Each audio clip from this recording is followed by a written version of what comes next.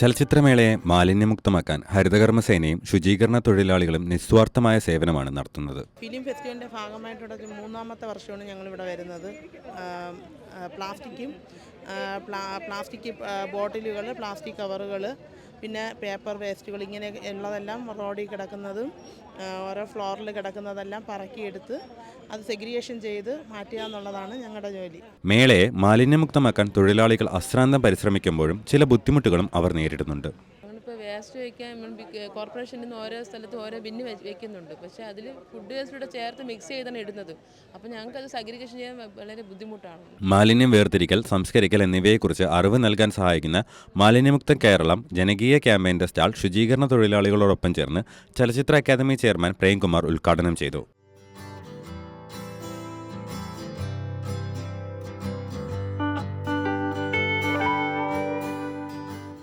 സ്റ്റാളിൽ പൊതുശൗചാലയം, മാതൃകാ ഗ്രാമത്തിലെ മാലിന്യ സംസ്കരണം, ജൈവമാലിന്യ കമ്പോസ്റ്റ് എന്നിവയുടെ മാതൃകാ രൂപങ്ങൾ പ്രദർശിപ്പിച്ചിട്ടുണ്ട്.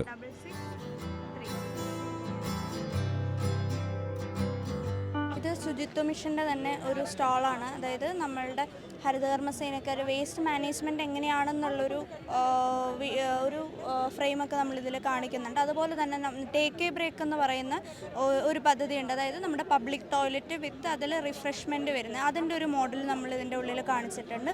അതുപോലെ തന്നെയാണ് മോഡൽ വില്ലേജ് എന്ന് പറയുന്ന കോൺസെപ്റ്റ്. അതായത് ഈ MCF, RRF, ETP എന്നൊക്കെ പറയുന്ന വേസ്റ്റ് മാനേജ്മെൻറ്റിൻ്റെ പല സെക്ഷൻസ്. അപ്പോൾ ഒരു വില്ലേജിൽ ഇതൊക്കെ വേണം, വേസ്റ്റ് മാനേജ്മെൻറ്റ് പ്രോപ്പറായിട്ട് നടക്കണം എന്നുണ്ടെങ്കിൽ. അപ്പോൾ ഒരു മോഡൽ വില്ലേജിൻ്റെ ഒരു തീം കാണിച്ചിട്ടുണ്ട്.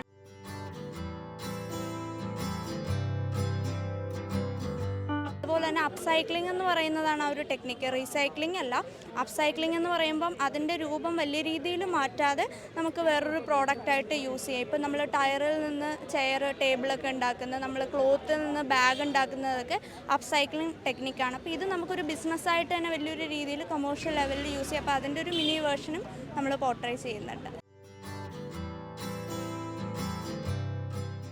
നല്ലൊരു നാളേക്കായി മാലിന്യമുക്ത കേരളത്തിനെ പടുത്തുയർത്താനായി ജില്ലാ ശുചിത്വ മിഷൻ നടത്തുന്ന ജനകീയ ക്യാമ്പയിൻ്റെ IFFK വേദിയിലെ സ്റ്റാളിന് മുന്നിൽ നിന്നും നവജിത്തെ, കൈരളി ന്യൂസ് ഓൺലൈൻ.